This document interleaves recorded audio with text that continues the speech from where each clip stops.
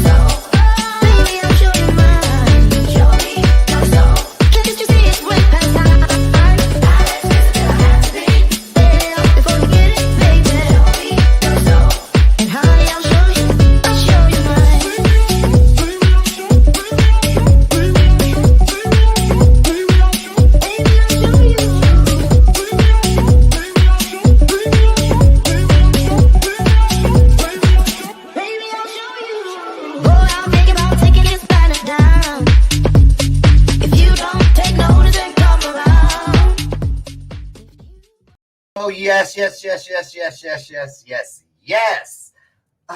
One more. Yes.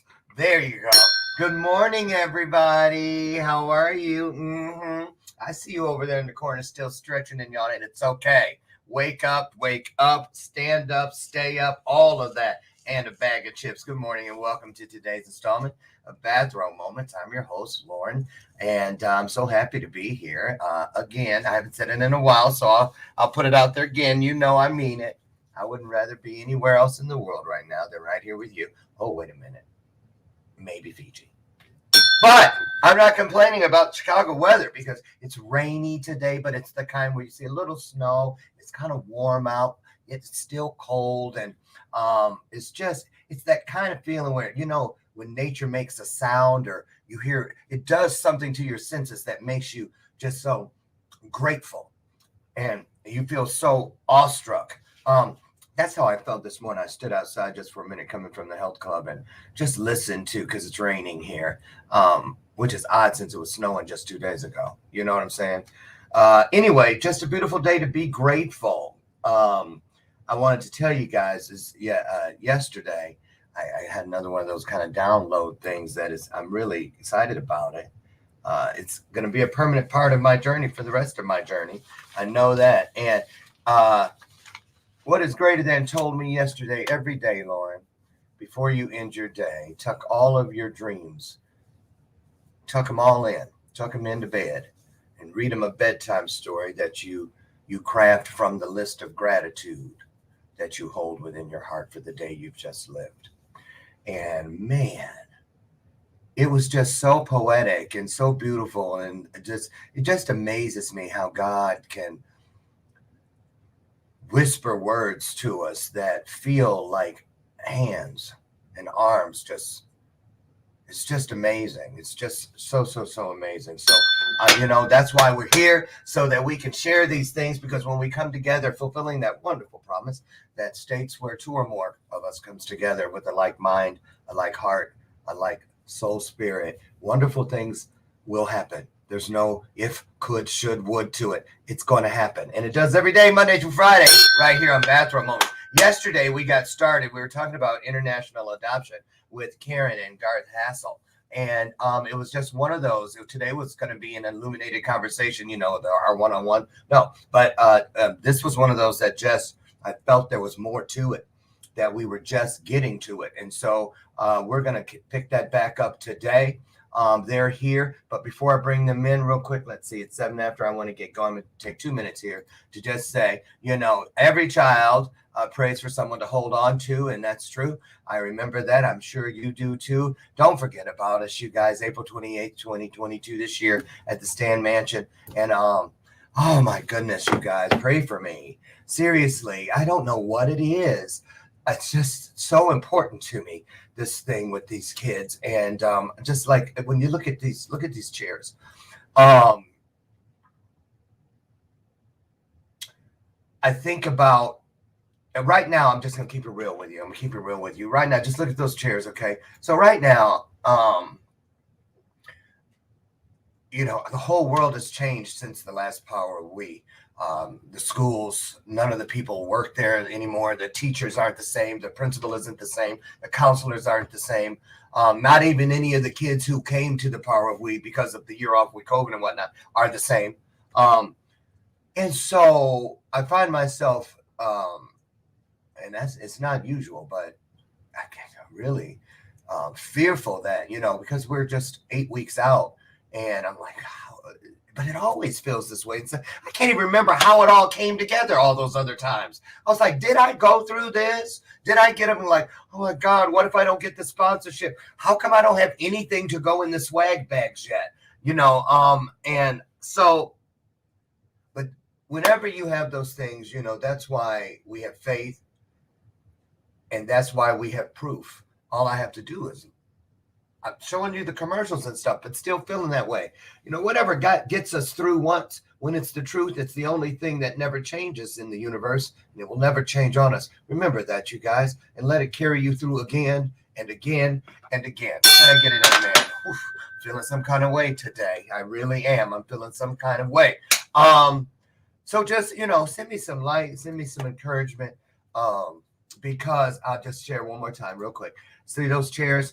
That was Atlanta. But when it was in Chicago, we had to pull 19 chairs from the floor because one of the cities, they dropped the ball. Something happened. No chaperones for the kids. They were all 19 were there at the pickup spot. We rented a bus to pick them up. It was at the pickup spot, but we couldn't let them come because there were no adult chaperones. And as kids will do when they are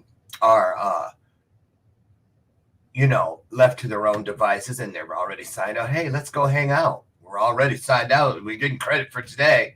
And two of the kids went to Calumet City, which is a suburb and been known for some trouble in the past.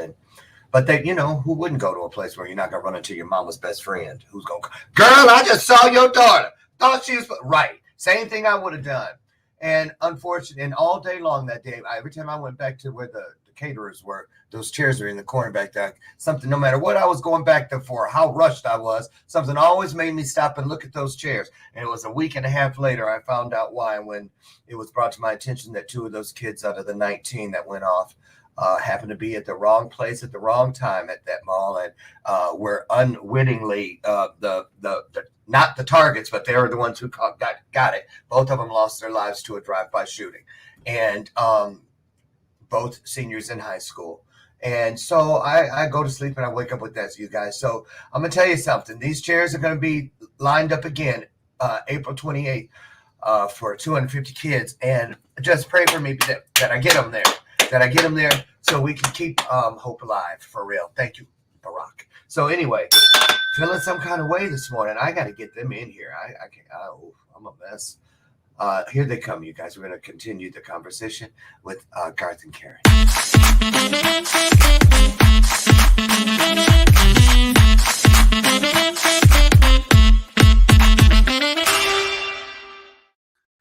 Okay, hi you guys.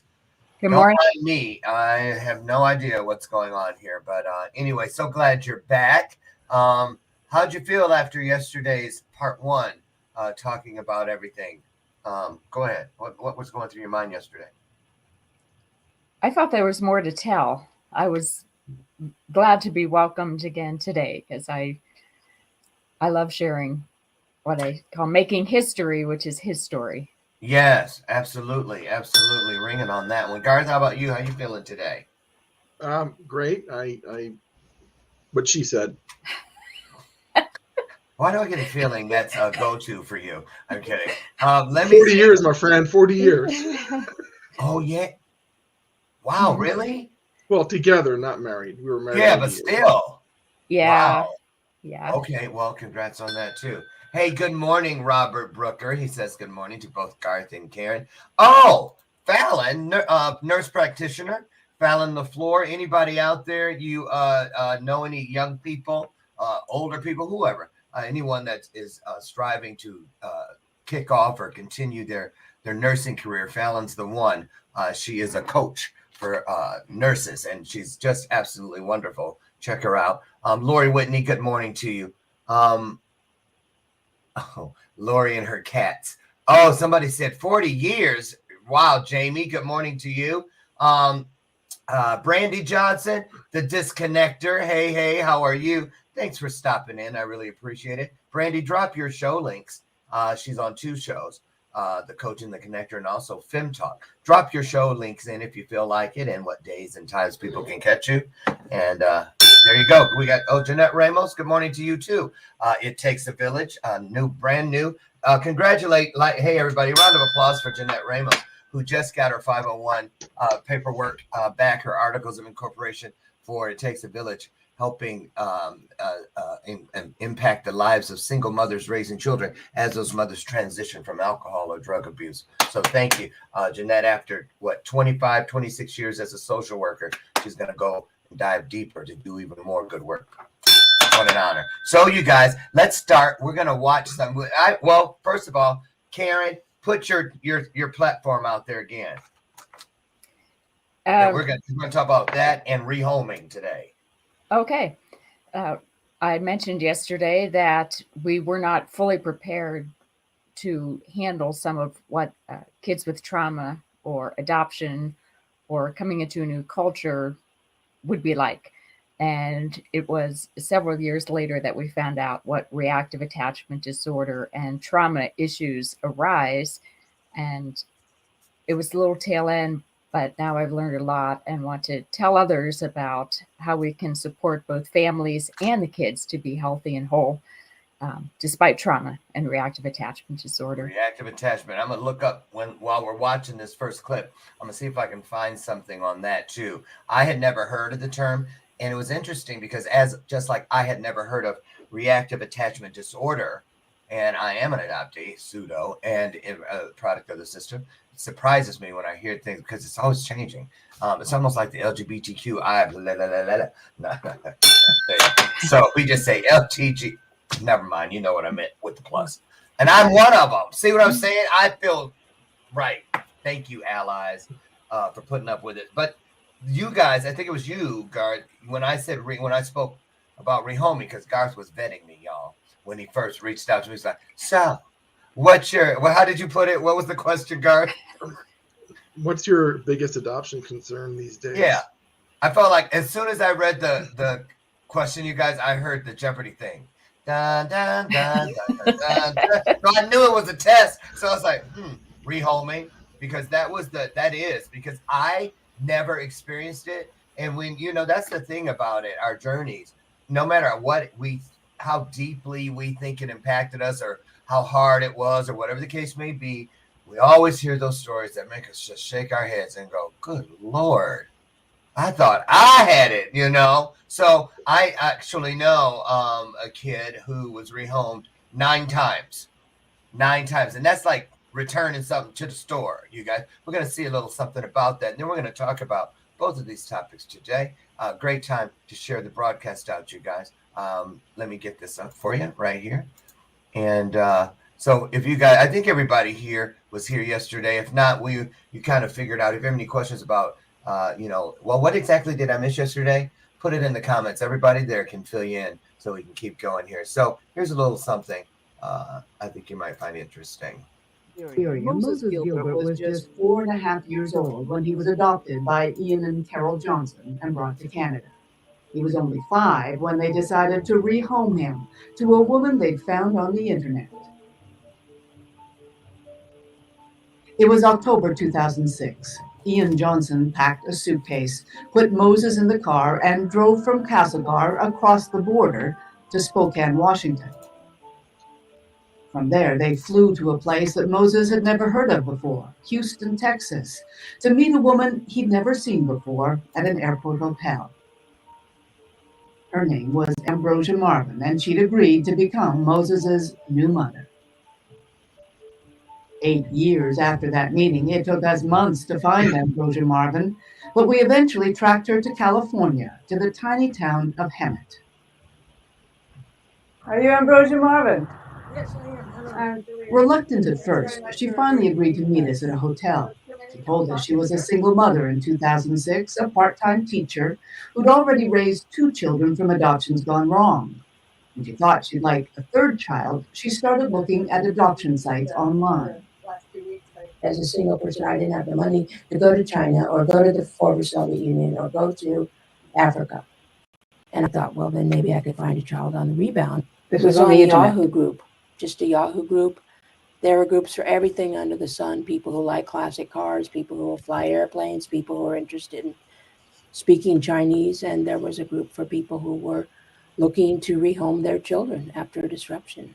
Do you remember what that initial post was, what it said? 5-year-old boy, adopted from Africa, families looking to rehome, situation is not working out.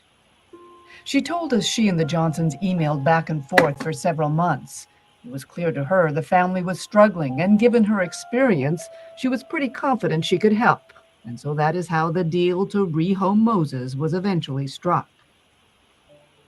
Based on nothing more than that, no screening, no home study, no involvement by professionals or authorities of any kind, Moses and his father met Ambrosia at that airport hotel. Mary Ellen Turpel-Lafond is BC's children's advocate. The rehoming policy goes back decades, she says, designed to help families in crisis. Her concern, today it's being abused. Rehoming is not a legal concept. Really, it is a new thing that has developed where people make private arrangements to transfer children from one caregiver to another. Those transfers happen outside the system of protection for children. So I have deep concerns about this because it might be a very fancy way, a very comforting way of saying trafficking in children. Moses Gilbert's adoptive parents weren't trying to traffic him when they gave him to a woman in Texas. In their minds, they were just transferring custody. While the rules may be vague about that, there's one rule that's crystal clear. You can't take a child across the border with the intent of leaving him there without the authorities being involved. Hey, I'm Russ Ruffino. Okay. If you're a coach, consultant, expert, author, or speaker, all right, I have just one question for you. Do you know? Let's talk about what we've seen. We kind of get the picture there. And like I said, I do know a young man. It's just amazing. He's an NYU grad now, just got engaged. But because he finally got adopted. And I think around 22, he was probably, a sophomore in college. And he got adopted. And he got adopted by some people from Italy. He's American, Black. And his story, just the bits and pieces that I've experienced about being returned 9 times. And the thing is, like they said, no home studies, nothing at all. And, it is a big piece of trafficking. There was a guy, if you guys remember, some years back, they found he had like 8 boys in the house. And he had got them all through rehoming. And he was pimping them out, to predators. And one of them broke away and escaped. They'd actually have them chained in there. Yeah. And a big house, like $250,000, or more. Yeah. And so and there were people who were foster parents that have been found to do that. So let's stick where we're at though. You guys, what went through your mind when you heard about the return policy, the rehoming? Are you glad you didn't know about something like that? How did you not hear about that when you were going through all of your issues with you have 4 kids that are internationally adopted, 2 definitely with some special needs and some extra things, because you said 2 and then some. So go ahead, take over. Tell us what this makes you feel when you hear it. Well, first of all, it's the concept that never even crossed our minds. We never heard of it. We know probably a dozen other adoptive families pretty well. Not all internationally, different circumstances, but in all the discussions we've had, all the issues that arose, no matter how disruptive they were, that just never rose to the surface. So, Karen, what about you? When I knew we were to adopt these kids, and there's miracle story after miracle story of confirmation of who they were to be and the exact timing that they were to come, that was my commitment ahead of time. My commitment was to love these kids. I just didn't know how hard it was going to be. But we did have some people who, part of reactive attachment disorder, triangulates adults, so they're different outside than they are to us. So when we started to share, some of the struggles, we did have people say, well, you could give them away. And I thought, no, absolutely not. So someone did bring that up. You just didn't know what it was called. Yeah. And there was another adoptive family who was struggling. And I can tell you the struggle is real and intense. The statistic to those who have even one, or I'll just call it rad child, is the divorce rate is like 80% because of the intensity and the stress on the marriage and on the rest of the kids. But we're still standing. Wow. What do you think? So is there a dirty little secret, or is there any kind of shaming or stigma attached to now you've adopted a child? You know what I'm saying? What goes through your mind? How do you look at people that have given back a child they adopted? What do you look to? Oh, you know what I'm saying? It's like if you saw a pregnant woman tooting up a thing of Jack Daniels and then hitting a big stogie. You're going to go, how can you do that? So I'm saying, what happens when you have to process that regarding people who, because you know exactly what drove them there, but that decision that they made because it was different than yours. What do you think of those kind of people? I do know one friend of mine who has a support group, and she had a family come that rehomed their child, but she was instrumental in trying to rehome in a placement that was ready to handle it and connect. But, making people feel bad is never going to help. You want to help to support where they are, meet them where they are. And if the decision's been made and is irreversible, then you help them to move forward because they're already feeling terrible about themselves. We experienced that as, people would come up and always tell us how wonderful and charming and incredible our kids were. And I'm not saying they're not, but what happened with us in the home looked very different. So we had that real isolated feeling and feeling like terrible parents often. And it's a lonely feeling. So if I come across someone who's been involved with any kind of stuff, I used to help people that were coming out of stuff transition back to life, whether it was out of jail or wherever in a shelter. And they know they did something they maybe aren't proud of doing. So you help them to step forward and regain their footing. Same goes with your homing. Was there ever a strain on your relationship in your marriage where you thought, we better fix something. Something's got to change her. Because you've been together so long, it would seem like if anything was threatening some type of a breach, if you will, you'd be the first two to know it. Yes or no? Correct. Yes. So how did that conversation go? See, a man wants respect and peace in his home, and a woman wants love and security. So you have to mesh those two. And what was happening, especially because I homeschooled all 5 of them. I gave up my career to homeschool all 5. And so it was a strain that way, in that the kids were around all the time. There was no break. And if something was going on, I mean, what does Dad want to do? We're gonna have peace at all costs. But the way you approach a special needs kid or a kid with RAD is so counterintuitive. What did you call it? A kid with what? RAD, reactive attachment disorder. That's thrown out an acronym, then that long word. That's like blah, blah, blah. Okay, got it. I'm with RAD. you. Keep going. Just call it RAD. So he would, at the end of the day, get what he calls the download of blah, blah, blah. And part of what happens is these kids are out to attack Mom. And so Dad gets this, not that was wrong with it. His ire goes up like, I just want Mom to get respect and I want peace in my home. So we had to reconcile of how we were going to parent these kids, how we were going to maintain a relationship with each other. And it took a bit of time to navigate through that. Now, did it ever get physical with the kids? Because I don't think people get a clear picture of when you say reactive attachment disorder, it's a thing. But just like when let's put it this way. If I say bipolar, everybody knows that means you'll be like, why'd you say that? You all got a picture of what that looks like, or most of them. But this is so new, for a lot of us anyway, reactive attachment disorder.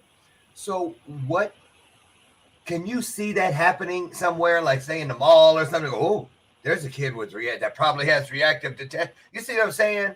What's it look like? What kind of things were happening? When you say attack Mom, do you mean literally or verbally or both or what? A little bit of both, probably more verbally. There were some physical moments. These kids' brains live in chaos. They learn from a young age adults can't be trusted. And so they actually thrive in chaos. And so when you're losing it, like, Mom's going over the edge and she's saying, I've told you to this. Yeah. I do know of one instance where a kid did go after his mom with knives, and there are some families that have to hide all the weapons. But when they live in chaos, the typical thing, like you say, well, there's going to be a consequence. They'll say, bring it on. I deserve it. I deserve this consequence. I mean, they love to stir pots because that's how their brains work. But when you realize different strategies, we realized a little too late, Were you guys, when you were prepping to become adoptive parents for the first time, Garth, why don't you take this one? Was there did they give you a workbook or here's a downloadable PDF or something about what trauma looks like and what the backsplash, the fallout, some of the residual, what did they do to even address the possibility? Unaddressed. You didn't get any heads up at all. No. And not even, did you not talk to other parents who had done this and they no warnings from them either? Well, the thing is, the parents that we knew were either in the process of adopting or had just adopted, a few months ahead of us. So they hadn't run into anything like this yet. It was too soon. Did it happen simultaneously with any of the other families that you were in a circle with, like all of a sudden? Well, there were some parallelisms. There was one family we were particularly close to, and they had adopted from, Russia and Guatemala, like we had. And then they don't live so close that our lives interacted day to day, but they ran into some very similar, very challenging problems. And these, again, you got to remember, Lauren, these are problems you can't talk to people about, because how you deal with it that we learned eventually is so counterintuitive. And remember, we live in a superficial society. Everybody likes to help or feel like they're helping. by giving advice, and we'll just love them. It's like, well, no kidding. We already are loving them. It's, of course, love isn't the warm, fuzzy stuff. Love is the tough stuff. It's the hard decisions. Good point. So, really, though, hold on about that kind of, I see better y'all than me, because I think if it was me and somebody said it, just love, I know what you're trying to say. Because it's almost like, wait, did you just, in a backhanded kind of way, try to call me a bad pin? That's how I'm just saying. Did it feel that way sometimes? Well, we've learned that most people don't have bad intentions. They just aren't thinking about what they're saying. Just kind of like, we'd be at the supermarket, and you have this rainbow of children, and, someone would look at Karen and say, are they yours? It's like, are they, which ones are your real children? And you've heard that? Yeah. Oh, I have fun with it because I know what they mean. And, so I've come up with a lot of cute answers. Yeah. Which ones are your real ones? Which ones are yours? Wow. Yes, Fallon. Yes, the trafficking thing. Absolutely. Robert, I see you're on one today out there. Keep going, man. Keep going. I want to say this. I want to ask.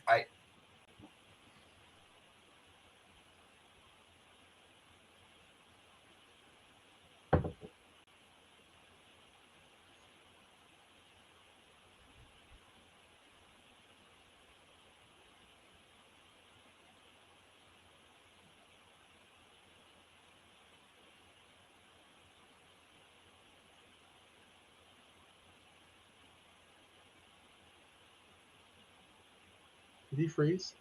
I think he froze. Yeah, I think we have a technical issue because he's frozen. Well, until Lauren unfreezes, I think to finish the thought is, most people are trying to be polite, and they people like to try to be helpful, but they thought about something for a couple of seconds and they're reacting. They're not living something 24/7, 365, and on and on. When you get your ire up is when people act like they know what the heck they're talking about, when they've only thought about something for a couple seconds or minutes. And you're the one that's been there 24/7, 365. You've been checked up and down, left to right, had every orifice probed by the authorities. And then they act like they know and you don't. Those are the people you have to just disregard. Yeah. Because I think ultimately our goal is the same. We want the best for these kids. We're doing the best that we can, and we weren't prepared, as we said. And part of my platform, if it would be going forward, is to not only support adoptive families, but also to educate the community. Because if we can educate people in what issues come with trauma and adoption, whether it's special needs, or whatever that looks like, if we can help them and equip them to know what to do to support the family and to support, support the kids. I teleported somewhere. Sorry, you guys left in. I went on my phone. I said, "Oh, look, they're on there carrying the." Nice. Okay. You can go back and catch the recording of the 3 minutes. Thank you. But you know what? I love it when I'll tell you later about Comcast, but go ahead. Keep going. Yeah. We were talking about, Garth was saying how people are well-intended, but they simply don't understand. And so the kids very quickly can triangulate adults and navigate enablers. That's what we call it, navigating enablers. Okay, so here's another little view, because a lot of that's why I believe what is greater than instructs us says it pretty clearly. It's not a good idea when you guys down there start judging, because it's all from the perspective of how much you can see, what direction you're looking at it from, and all of that. So I wanted to show you this. I'm sure you guys, some of you, I remember it, even though I didn't know who they were when it happened, but it was such a big scandal kind of thing. But after hearing you all, and I went back around and wanted to hear it to see if it still made me feel like it did when I first heard it. You guys remember these two? Hold on. There we go. YouTuber Micah Stauffer is facing backlash after revealing her adopted autistic son is now living with a new family. The last couple months have been like the hardest thing I could have ever imagined. The influencer is joined by husband James Stauffer as she tells her over 700,000 YouTube subscribers that their adopted son Huxley is no longer living with them. The couple struggles to hold back tears as they candidly detail their decision to rehome the toddler. You know, with international adoption. You guys, hold on. All this weird stuff is happening. Once I was aware of, and that we were not told. Karen, you have Hey. your earbuds, I have earbuds, so it's not coming from our speakers. Right. It's not on our behalf. Well, hello, everyone. We'll just keep chatting. What was that? Hey, Lord. No, seriously. You know what? I'm just going to say this. I think it's the Russians. I'm just saying. Because we're sitting here minding our business. And did you notice it kept bringing me? There were. Hold that thought. Hold that thought. We shall carry on. Karen, can you see the comments? Listen, I can't see the comments. Can you? Click comments on the upper right. Hi. Hey. Hey, Lauren. And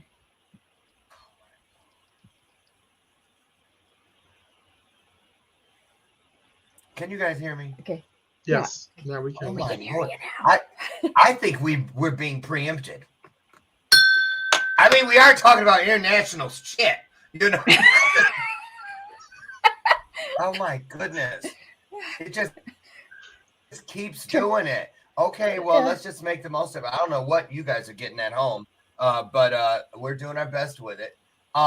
Okay, that was so weird. I have one camera and it brought me in twice. How did the other, what was the other? Never seen that happen. Bizarre. Anyway, a technology attack yet? Oh, the Brandy, the tech devil is on deck. Yes. My goodness, Lauren, you are really having a technology attack. Yes. But listen, look at this. Okay, this is, did you guys see any of the YouTube thing I was showing? Probably not. You saw a little of it?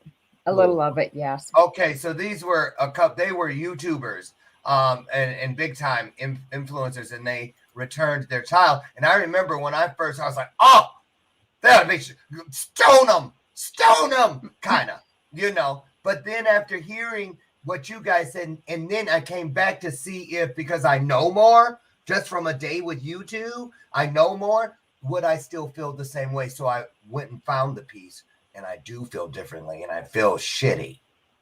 She explains that he was profoundly developmentally delayed. In addition to a brain cyst and brain tumor, Huxley was diagnosed with autism spectrum disorder level 3 after returning to the States. But the decision to rehome is getting backlash, with some criticizing the couple for featuring Huxley prominently in their videos and social media in the years prior to moving him in with another family. Micah insists they tried to make it work. There's not an ounce of our body that doesn't love Huxley with all of our being. There wasn't a minute that I didn't try our hardest. Do I feel like a failure as a mom? Like 500%. So when you get like insidious, hurtful comments, it just like really makes it hurt worse. And she insists Huxley is okay. He is thriving. He is very happy. He's doing really well. And his new mommy has medical professional training, and it is a very good fit.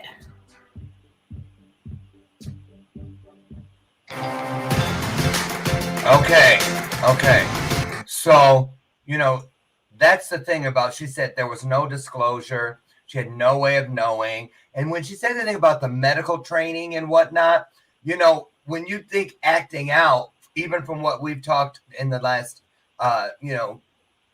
yesterday and today so far, and I asked about the physical thing, but that's different than a child that has fits, as they used to call it. I don't know if they still call it that, but talk about that aspect, like the training you need as like a therapist or a nurse or something. How important are some of those things with some of these kids with special needs that you don't know and then you get it?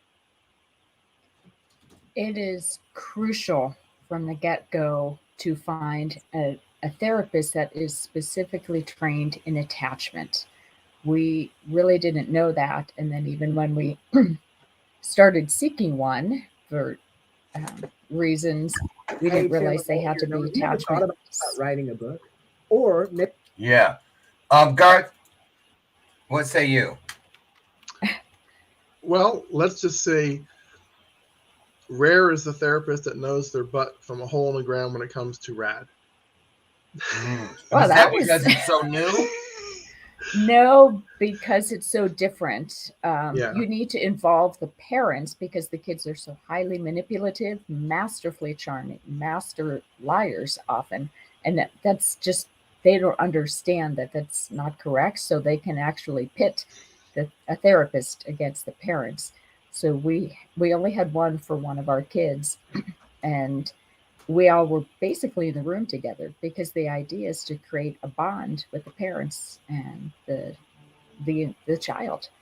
Okay, that's their goal.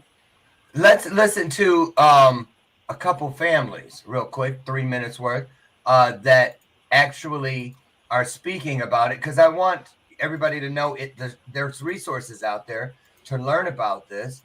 You know, we might encounter kids playing with kids, or you know what I'm saying? What if you have children this age and they have a friend who has this? This is a new thing. And anyway, take a look. 2 stories from some parents.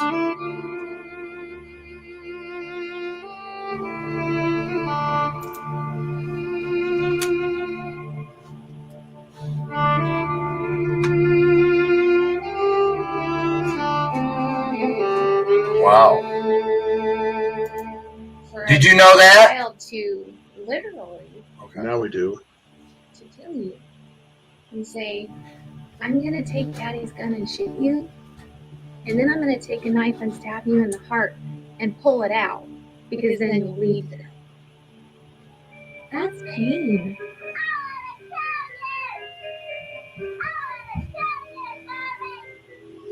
One word that comes to mind to parent a RAD child during the tough times is isolated. The first one that comes to mind is lonely. I learned what the word sacrifice really means. Living with a RAD kid, it's actually surviving.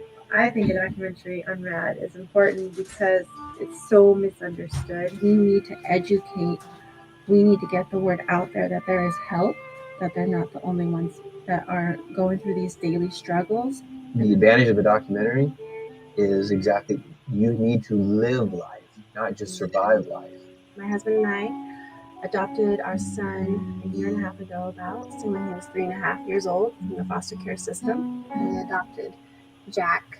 We got him when he was 11 months old. When we first brought our adopted son home, it was pretty chaotic. You know, if we would hold on to him and I'm going to kill you, I'm going to kill mommy, or I'm going to kill daddy, or I'm going to kill White, kill the dogs. Trying to kick and punch and bite and headbutt and anything he can do to cause pain or hurt. Bitten, scratched, kicked, punched, slapped. I knew we were in over our heads, and I knew something was really wrong.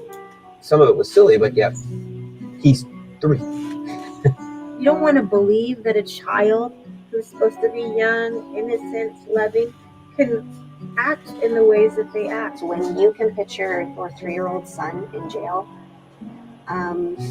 that's a really scary thought. And that's not anyone to diagnose your son, because that's pretty bleak.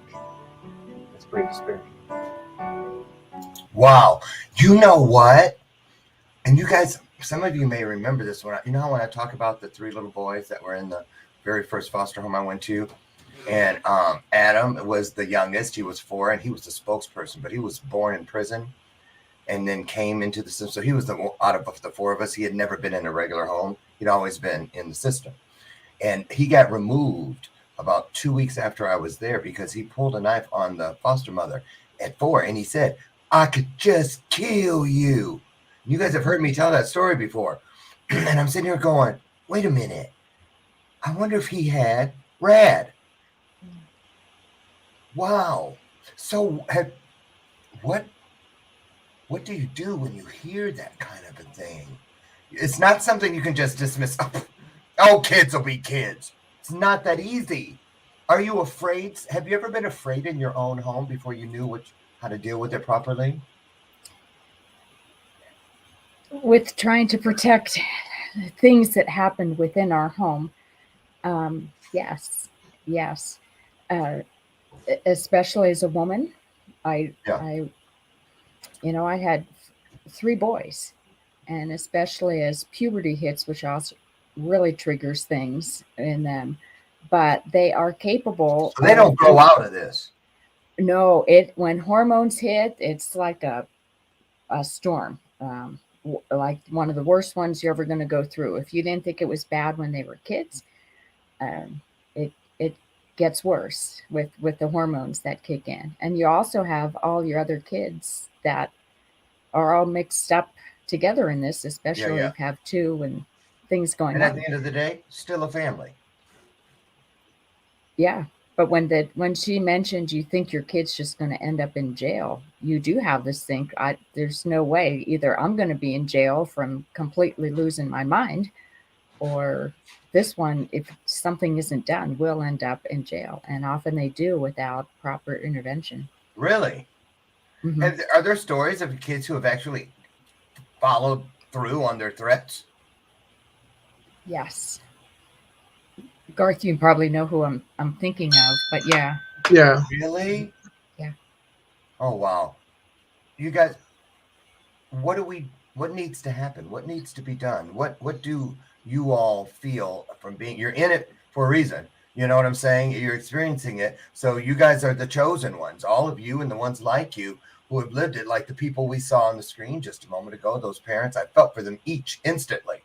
I could just hear it in their voice because it's such a two-sided thing, a push me, pull me, it could drive you insane. I could see how it could easily drive you literally insane. So what do we need to do? What has to happen? What can be put in place to make this a better reality? I gave you a chance to talk, honey. You're better at this. Yeah, okay. So Garth would often get the download what do you do when you don't know what to do? You start to Google, you start to research, and then that feeds your passion to figure out what to do. Mm-hmm. And so I think our first step is adoptive parents get it. You talked to all those that you just saw. We get it. We know there's a problem. We know we're going to go insane. But when you put in the community, teachers or coaches, or really sometimes people in the church, well-intended, want to help but don't grasp what it is. I think if parent by parent, we equip parents of adopted kids to say, this is our reality, and this is how you can help us. And there are very simple things we had to instruct, like, please don't hug my child and cuddle him and tell him how sweet he is. And, they'll maintain eye contact with strangers and be inadvertently affectionate with strangers. And then they're going to want to turn around and, stab their mother in the back. So we'll say, please, he's going to stay with me the whole time. And that's part of attachment therapy. That child is not going to be too far from you at any given time. So if we start to tell teachers 3 words, Garth, what are they in the community that people need to know? Believe the parents. Are there bad parents out there? Yes, but they are a tiny minority, especially in fully vetted adoption. I mean, they're, like I said, they're checked up, down, left, right, continuously. Sure. Believe the parents. They're the ones that have put their lives and their families on the line to try to do the right thing. To try to do the right thing, right? Yeah, when you see a kid for an hour a week or something like that, you don't know diddly squat. Right. You don't, and that's absolutely, Garth. I get it. And man, I just want to say this too. I want to just hats off to you guys, and people like you, and I mean that, because when people take the easy way out, wherein it pertains to human life, and that goes for stepping over the homeless person as if you don't see him. You could at least say excuse me or good morning. You could, I'm just saying, when we turn a blind eye, literally, I believe that we are guilty just as much as Hitler, as far as it comes to human sacrifice. So I'm gonna just let that hang out there for about a second or two, because it's a deep one, but nonetheless, it's a fact. Because anytime, because these are people. These are people, and that pain and that trauma. I was sitting up here and I was going through my mind. Okay, Mr. Smarty, then what kind of options are you? Because any question I'm going to ask you, I usually ask myself first. Right? If I was over there and I was there, how would this land? And it's probably saved me more times than not. But oh no, scratch that. But I want to know, where do you feel is a great starting point for all of us? Because I was sitting here going, well, maybe they need like some kind of I hate to say that, but how they had internment camps. I don't mean it like that, but I'm saying a place that these adoptees go first when they come in, almost like not a purgatory. Why can't I find a positive? A place where they could be assessed here with professionals and medical professionals and mental health professionals, so that you can still, it's not like, oh no, sorry, send them back, but here's what you're going to need in addition to what we first thought. And be prepared for this. Is there any way to just kind of give, it seems like heads up is the first thing that's needed. Some way to get heads up. Yes? No? Well, see, remember, these kids are totally different with other people.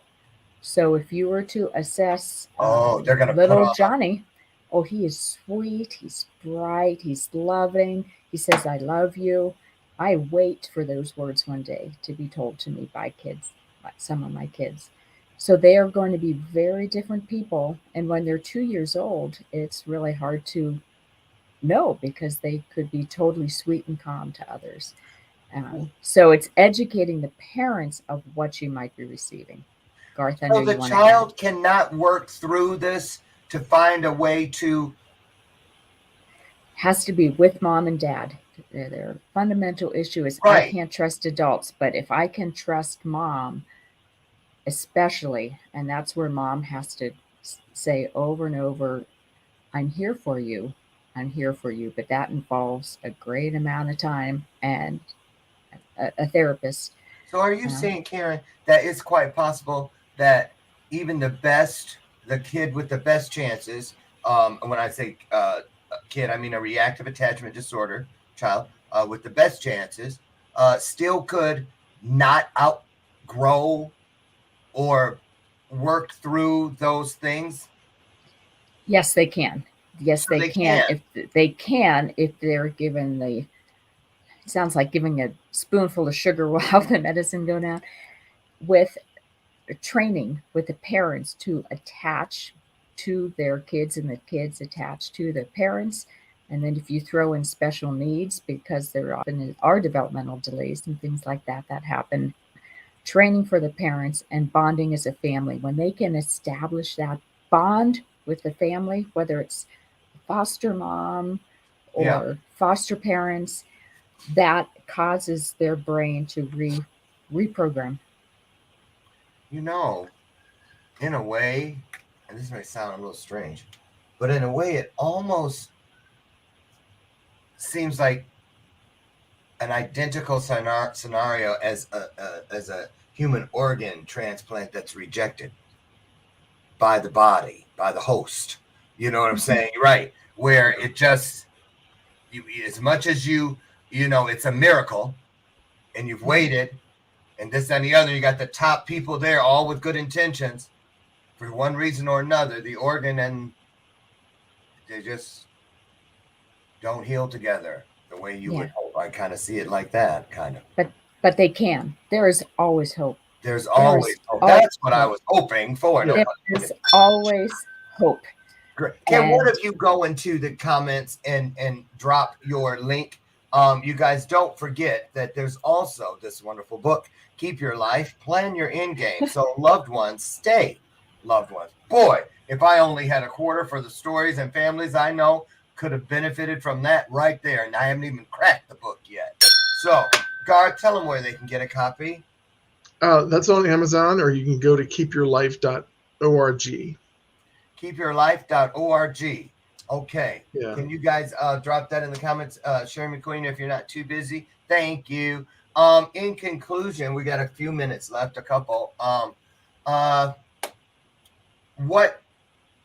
Where can people get in touch, Karen, that want to just say, because the thing is, too, a lot of these things that you deal with are things that parents deal with their biological kids, too. Mm-hmm. Hey, can a biological kid have RAD? If there is trauma involved, yes, trauma brains and RAD brains behave similarly, but differently at the same time. So, yeah. Yeah, that would hit me at the last second. Okay.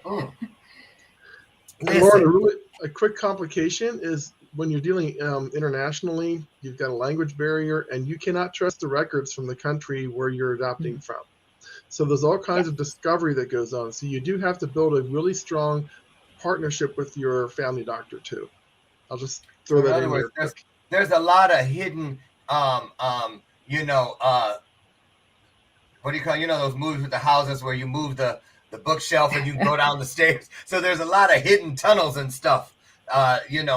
Secret passageways. That's what I'm getting at. There's a lot of secret passageways. Be aware of that. And whatever you're doing, let's remember this. The reason the two people on the screen here today, Garth and Karen, can speak about it and know that this is what is meant for their journey, and just contribute to the entire overall good of all through that journey is the wonderful part about always doing your best, and all the other agreements we find in the 4 agreements, and also principles. Think about it. The only way you can make it through things that look like this on the outside is because you're looking through a lens from the inside that is based on love. And I am a firm believer that no matter how difficult it is, if it is your journey, you've been promised, we've all been promised, that we will not be given anything more than what we can handle. And it may not look like it at the time, but when we come together and we share things, we see that, you know what? Wow. We all ought to look at each other and go, I'm glad it was you and not me, but I'm glad I have you right beside me. And that way we get to learn without every speed bump having our initials carved into it, if that makes any sense. So thank you again. God bless you. And please keep us updated on what's going on. I have a feeling we're going to hear and see a whole bunch more from you all, and I'm grateful for that. And the same for you all. Tomorrow, Todd Brunswick is here tomorrow. And don't even ask me what it's all about, because I have no idea. But if I have him lined up, it's good. You can trust me on that. I can't wait to see you tomorrow. Go out today and have a blessed day. And also be the blessing to the day. Remember, all you have to do to write a novel, a story, a legacy that is one for the record books is this. Find that one E and that one R, push it right over to where you find yourself at that moment, and you've just taken great to greater, strong to stronger, bright to brighter, and bold to bolder. Have a great day. I love you guys. I promise you. I'll see you tomorrow morning at 8 a.m. right out front for our next episode of Bathrobe Moments. Have a great day, everybody. Thank you so much. Thank you so much. And hang out. I want to see you guys for just a second. You guys, I got to ask for prayer again before we go. So I'm just going to do it. Just, do do. I don't know. You know, when you feel like things are trying to attack you or whatever, and yeah, I got a feeling. So that's why I have you guys. Right. Okay. Thanks for that. I'll see you tomorrow. Bye-bye.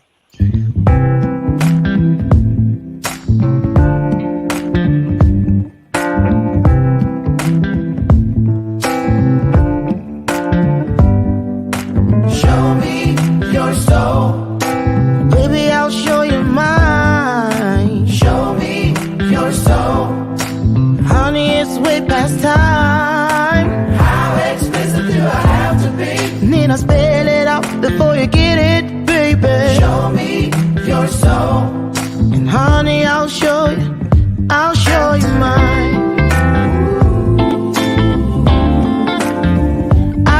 you mine.